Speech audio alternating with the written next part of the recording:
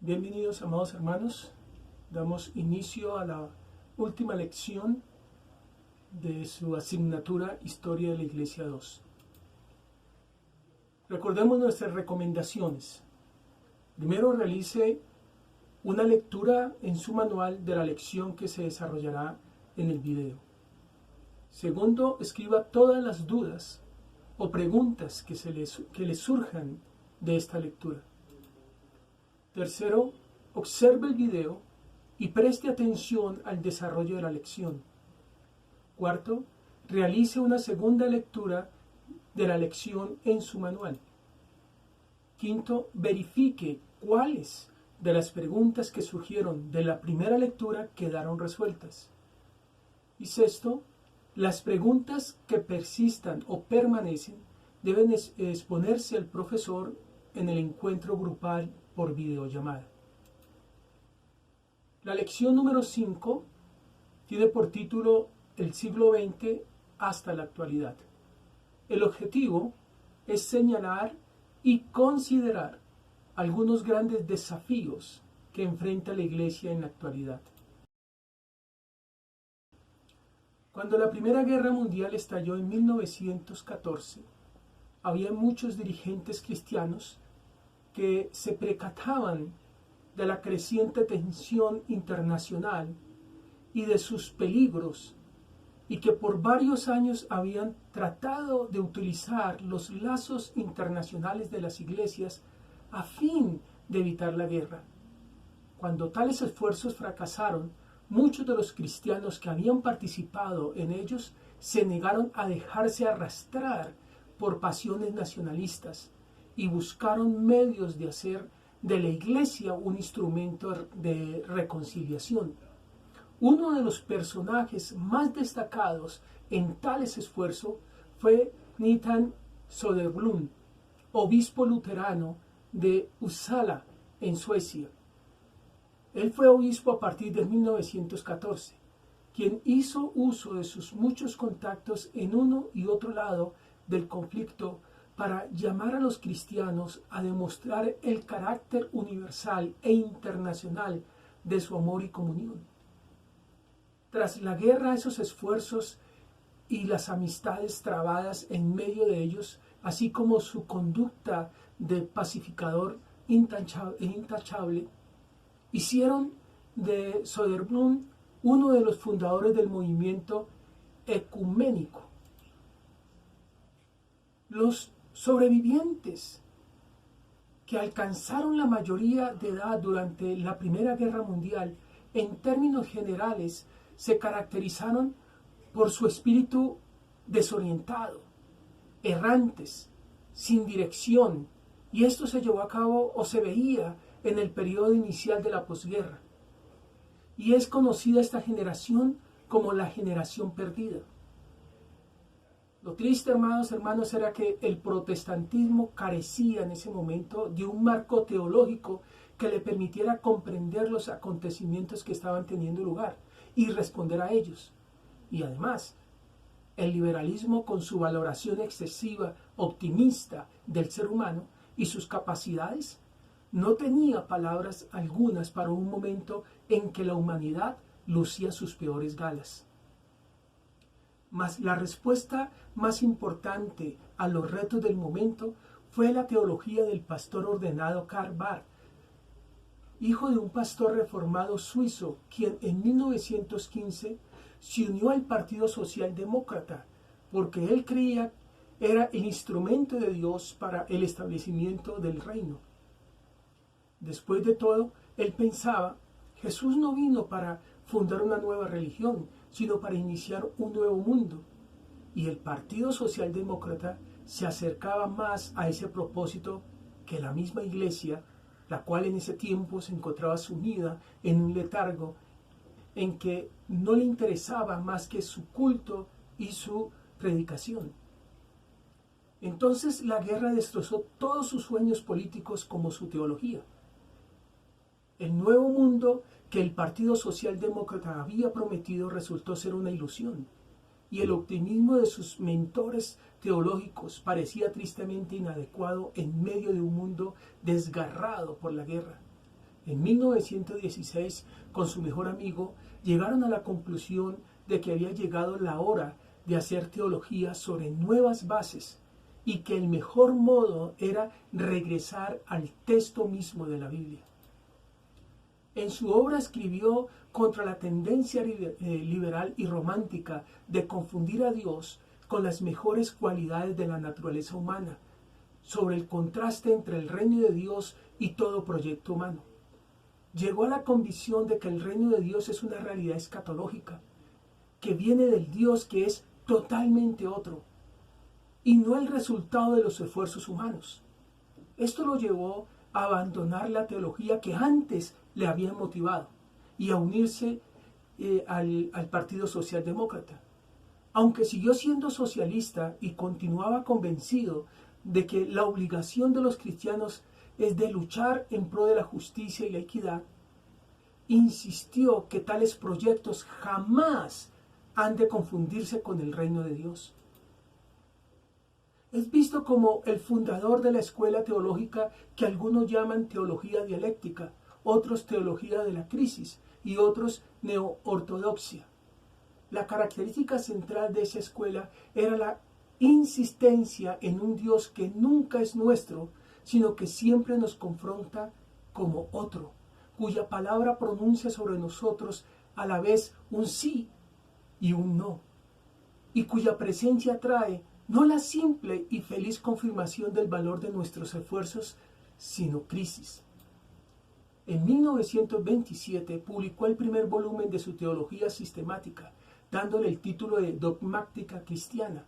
Allí afirmaba que el objeto de la teología es no la fe cristiana, como había pensado Schleiermacher y otros teólogos liberales, sino la palabra de Dios. Entonces, la teología de la crisis se había vuelto una teología de la palabra de Dios. Pero poco tiempo después de publicado el primer volumen, realiza una corrección en su obra al reconocer que en ella concedió demasiada importancia a la filosofía existencialista. Por tanto, establece que necesitamos de la palabra de Dios no solamente para obtener respuestas a nuestras preguntas, sino también para hacer las preguntas correctas.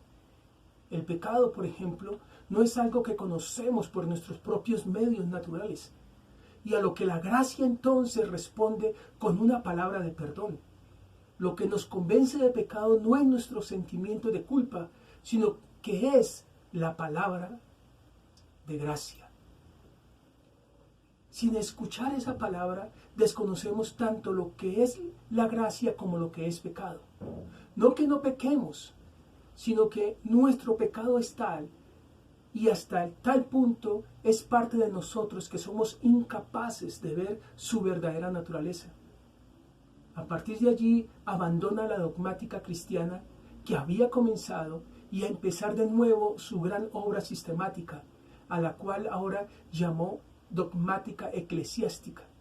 Entre 1932 y 1967 publicó 13 volúmenes de esta obra, que nunca llegó a completar. La dogmática eclesiástica es sin lugar a dudas el gran monumento teológico del siglo XX.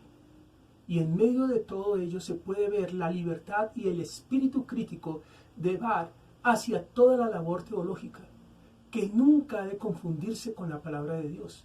De hecho, a través de toda su obra, Barth insiste en que la teología, por muy cierta y correcta que sea, siempre es esfuerzo humano y por tanto ha de verse y hacerse con una combinación de temor, libertad, gozo y hasta buen humor. Mientras Barth preparaba el primer tomo de su dogmática eclesiástica, en Alemania Hitler y el partido nazi ascendían al poder. Los protestantes liberales carecían de la perspectiva teológica necesaria para responder a tal reto inesperado del nazismo. Aún, muchos de ellos habían declarado que creían en la perfección de la raza humana. Y era precisamente eso lo que Hitler proclamaba. Los liberales habían llevado a confundir el evangelio con la cultura alemana. y la pretensión nazi de que Alemania estaba destinada a civilizar el mundo encontró eco en muchos púlpitos y cátedras académicas. En respuesta a tales acontecimientos, en 1934, varios profesores de teología, entre quienes se contaba Barth, firmaron y publicaron una protesta contra las políticas que se seguían y que seguían la nueva Iglesia Unida. Entonces, pocos días después, varios dirigentes cristianos de todo el país, tanto luteranos como reformados, se reunieron en Barmen para celebrar lo que se llamó un sínodo de testimonio. Y allí produjeron la declaración de Barmen, que vino a ser el documento básico de la Iglesia confesante. Esta era un cuerpo que en nombre del Evangelio se oponía a las enseñanzas y acciones de los nazis. Su llamado central era que los cristianos debían rechazar la falsa doctrina según la cual la Iglesia debe aceptar como base para su mensaje, aparte y además de la única palabra de Dios, otros acontecimientos y poderes, personajes o verdades como si fueran revelación de Dios. Al tiempo que rechazaba las pretensiones de Hitler y sus seguidores, el documento invitaba a todos los cristianos de Alemania a que lo leyeran y meditaran y mediaran a base de la palabra de Dios y que lo aceptaran únicamente si resultaba ser compatible con esa palabra. La respuesta de los nazis no se hizo esperar. Así el doctor Martin Niemöller, pastor de Berlín, conocido crítico del gobierno, fue arrestado y encarcelado por espacio de 8 años. Al comenzar la guerra, casi todos los pastores que se mostraban reacios a las directrices del gobierno fueron conscritos y enviados al frente de la batalla. A todos los profesores universitarios se les ordenó que firmaran una declaración de apoyo incondicional al gobierno. Barth se negó a firmar y regresó a Suiza, donde fue profesor en Basilea hasta su retiro. El más destacado de todos los que se opusieron al régimen de Hitler y sufrieron a causa de su oposición fue el joven pastor y teólogo Dietrich Bonhoeffer, quien era pastor en Londres.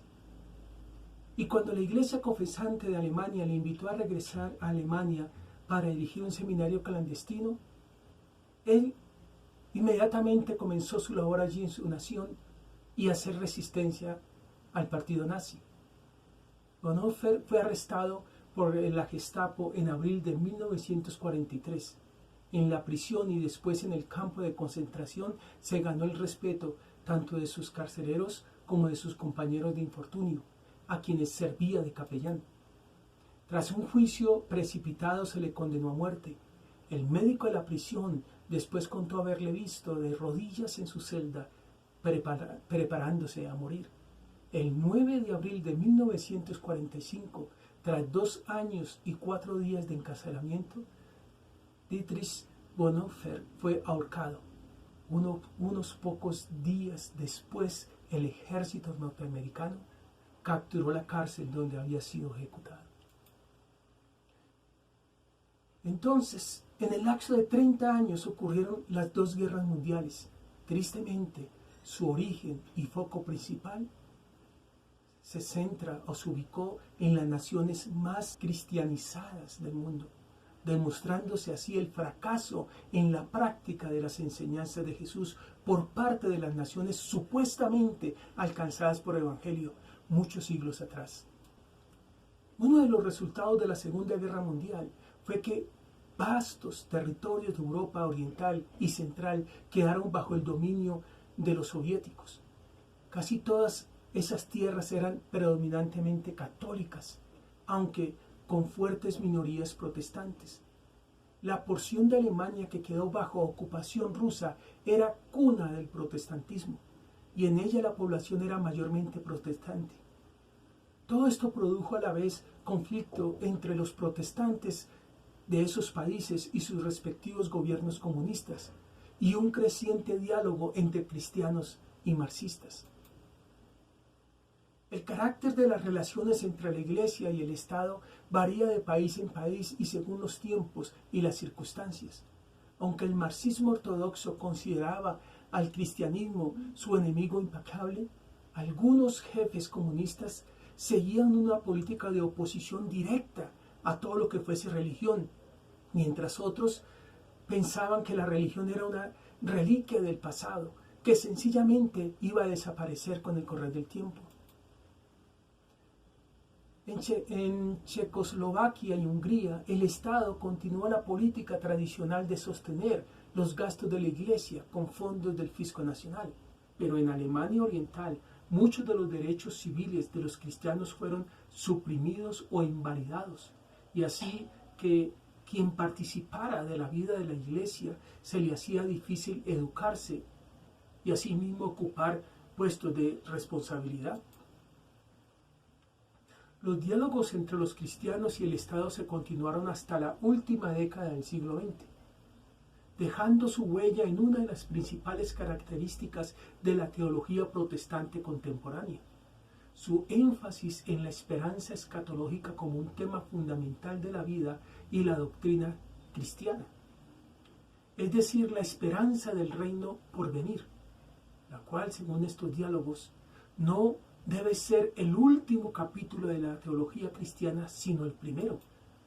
Y no se trata de una esperanza privada o individualista, sino que es más bien la esperanza de un nuevo orden, pues no ha de llevar a los fieles a esperar pasivamente la llegada del futuro prometido, sino que les ha de llamar más bien a unirse a las luchas contra la pobreza y la opresión, pues esas luchas son señal del futuro de Dios, del futuro reino de Dios.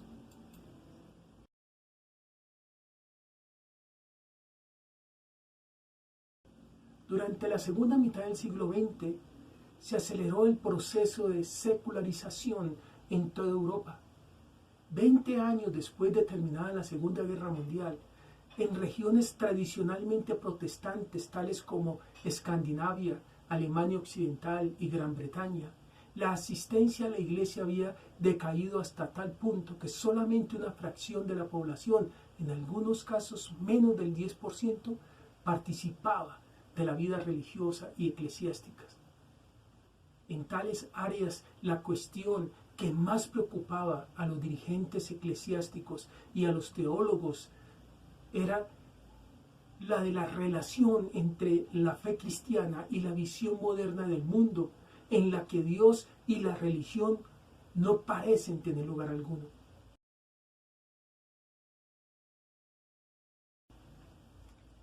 El mundo iberoamericano, antes de su evangelización por misioneros católicos, era un gran mosaico de religiones más o menos politeístas: aztecas, incas, maya, guaraní, mapuche, entre otras.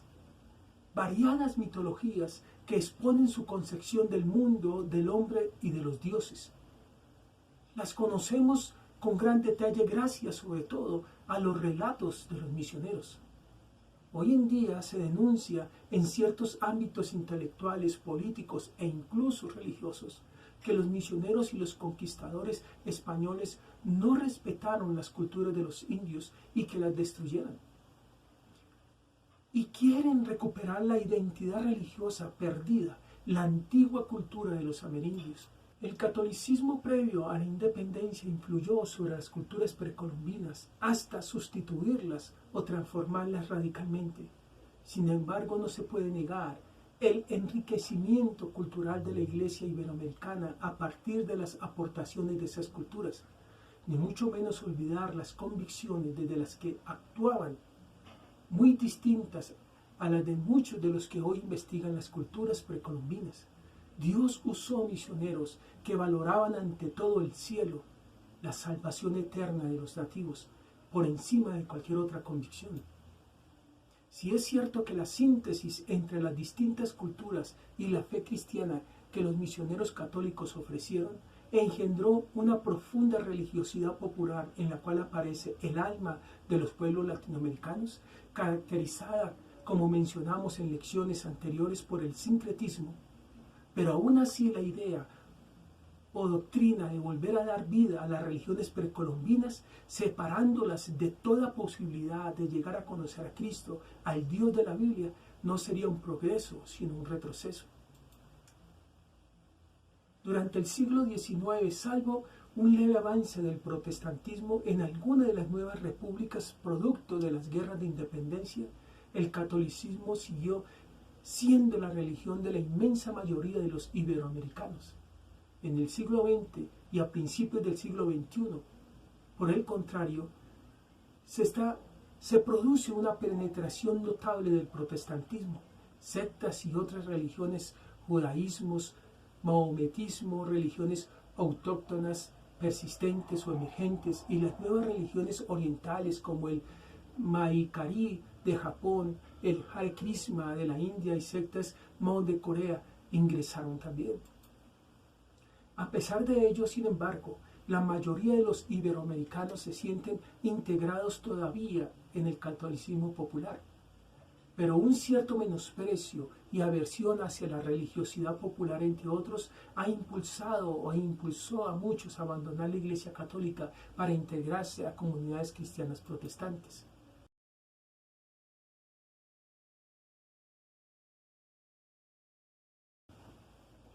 Desde la Segunda Guerra Mundial y en los años anteriores, al cerrarse a los misioneros protestantes el campo de China y también en parte en India e Indonesia, los continentes misioneros desplazados y los nuevos que iban a surgir se orientaron hacia Latinoamérica, donde consiguieron grandes progresos.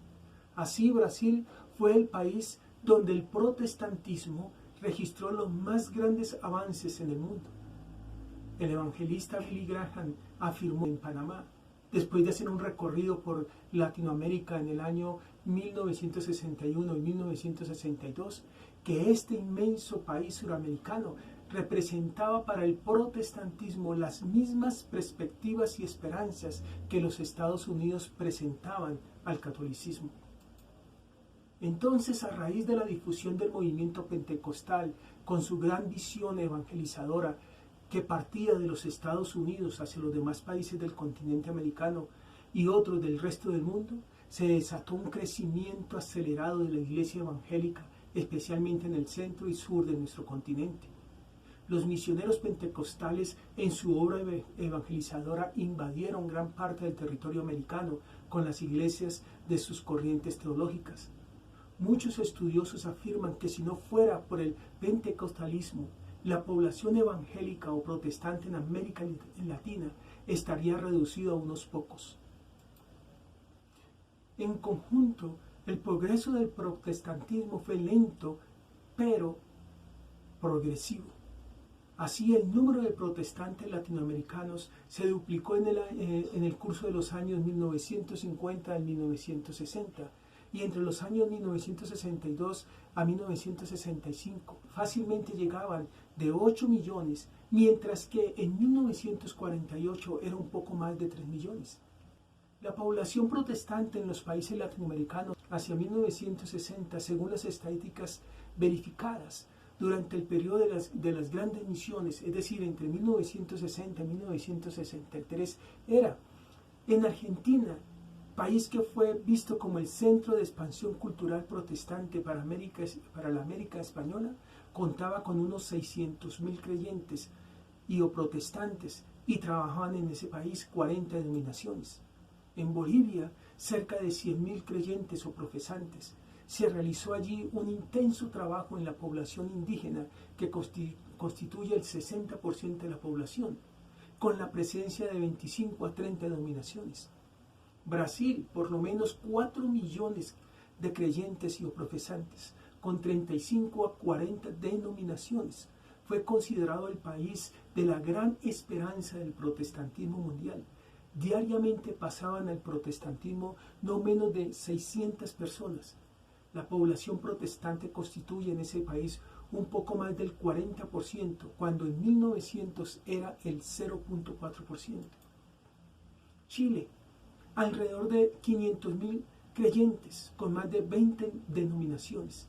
Chile fue un país abierto a la obra protestante, que realizó un sincero trabajo social. En Costa Rica, 50.000 creyentes y 10 denominaciones. En Cuba, 400.000 creyentes. Por el influjo de los Estados Unidos, Cuba era antes de la revolución una puerta de entrada en el mundo hispanoamericano. Allí trabajaron 20 denominaciones. Ecuador, 80.000 creyentes. Se trabajó fuerte en los territorios selváticos.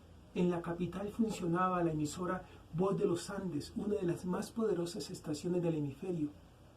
15 denominaciones trabajaron allí. En México, entre 700.000 al millón de creyentes. Los gobiernos de Álvaro Ortegón entre 1920 y 1924, el gobierno de Plutarco Elías Calle entre 1924 y 1928, y el gobierno de Lázaro Cárdenas del Río de 1936 a 1940 fomentaron la introducción del protestantismo bajo el principio de buena vecindad con los Estados Unidos. Allí trabajaron cerca de 40 denominaciones. En Paraguay alrededor de 50.000 y 15 denominaciones. Perú con 100.000 creyentes. Se trabajó intensamente entre los grupos indígenas. Se fundaron institutos lingüísticos como medios de evangelización. Trabajaron allí entre 20 y 30 denominaciones. Uruguay unos 50.000 adherentes y 15 denominaciones. Venezuela 150.000 y 15 denominaciones. Repúblicas centroamericanas y el Caribe unos 250.000 creyentes, y con Puerto Rico sometido al influjo directo de los Estados Unidos se alcanzaron los 650.000. Colombia, nuestra nación, contaba con 100.000, pero nuestra nación fue el país del escándalo, donde se declaró una persecución horrible contra los cristianos evangélicos y con excesos y con frecuentes intolerancia a ellos. Ya para la segunda mitad del siglo XX, la situación del protestantismo va dejando de ser las iglesias jóvenes de Latinoamérica para convertirse en comunidades adultas y autóctonas. Diariamente 1.000 latinoamericanos pasan al protestantismo. Por lo tanto, se reconoce el hecho que en la actualidad las iglesias evangélicas en América Latina y por lo tanto en nuestra nación, en su gran mayoría, son del corte o trasfondo pentecostal. Los predicadores pentecostales dirigen su mensaje del evangelio a las zonas donde hay personas con más necesidad. Por esta razón se ve que las iglesias pentecostales han tenido una mayor aceptación primeramente en los extractos más bajos y con el tiempo se desplaza a llegar a alcanzar los extractos más altos, dando como resultado un acelerado crecimiento en las iglesias evangélicas en América Latina. Su liturgia también ha contribuido mucho a la expansión del pentecostalismo, debido a que propone una nueva forma de celebrar sus servicios. Esta nueva forma difiere de la tradicional en cuanto a menos forma y unificada entre sus iglesias. Por eso muchas personas han visto en la liturgia pentecostal una manera diferente de expresar su fe.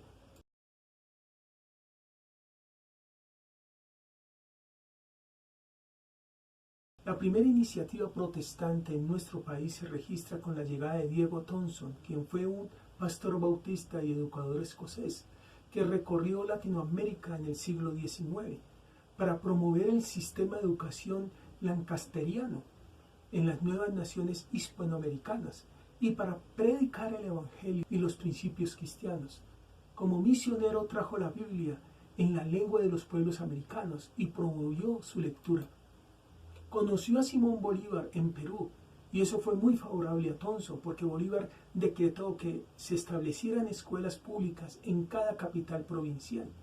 En 1824 viajó a la Gran Colombia, donde fue recibido por el general Francisco de Paula Santander para colaborar con la obra educativa propuesta por Santander, quien conoció el método de alfabetización lancasteriano en Inglaterra.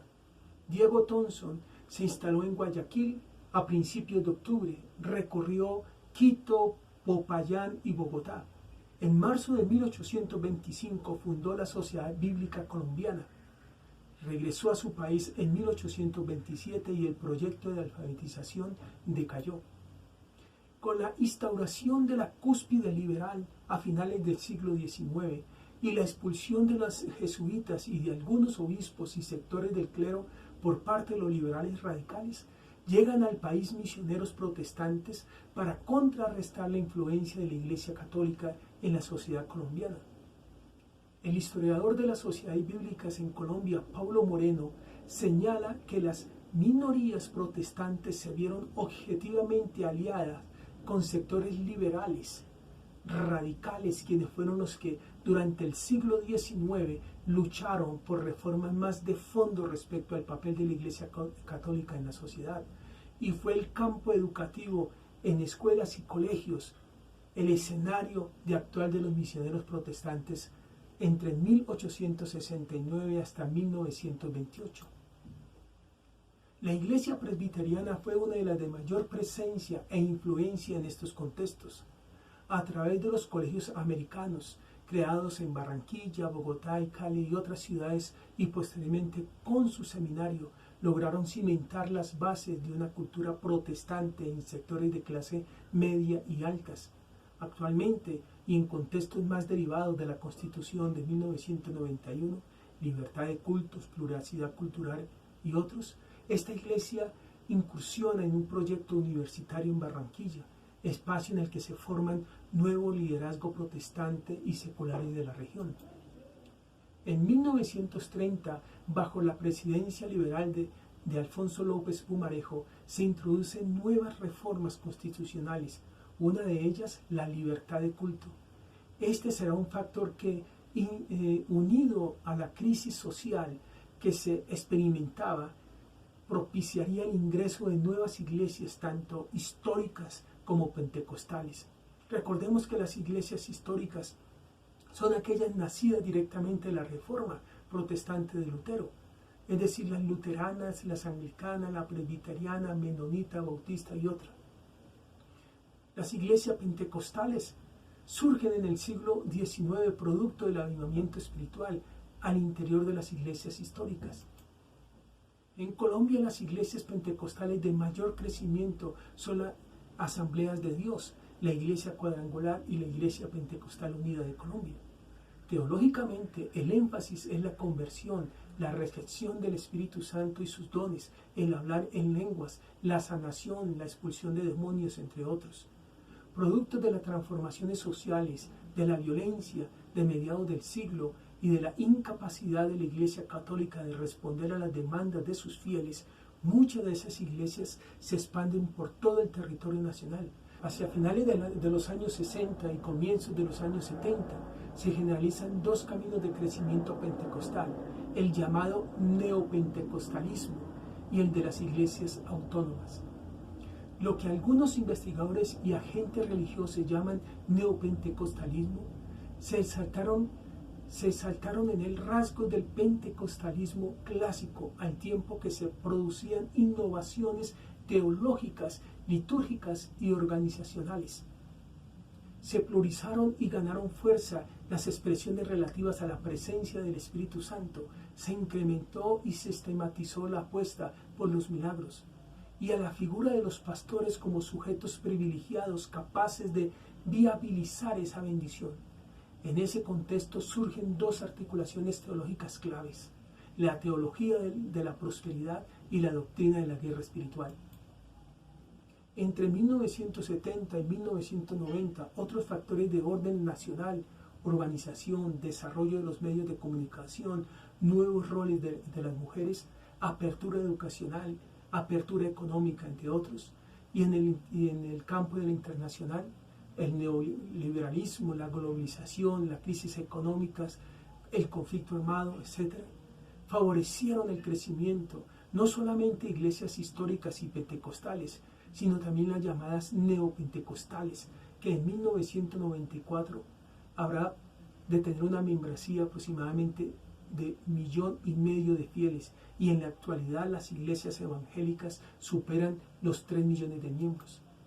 Las iglesias neopentecostales de mayor crecimiento en Colombia son Casa sobre la Roca, fundada y liderada por el pastor Darío Silva, la Misión Carismática Internacional, liderada por Claudia y César Castellanos, el Centro Misionero Bethesda, liderado por el pastor Enrique Gómez, la Iglesia Manantial de Vida Eterna del pastor Eduardo Cañas, el lugar de su presencia, fundada y liderada por los pastores Andrés y Rocío Corso, la Iglesia Avivamiento de los pastores Ricardo y Patricia Rodríguez.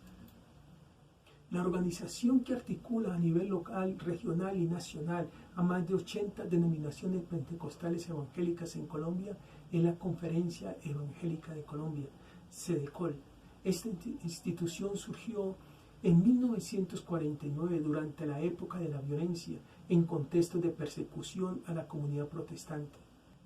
En 1994 CEDECOL creó la Comisión de Derechos Humanos y en unión con la Conferencia Episcopal Católica ha definido múltiples espacios ecuménicos de defensa de los derechos humanos.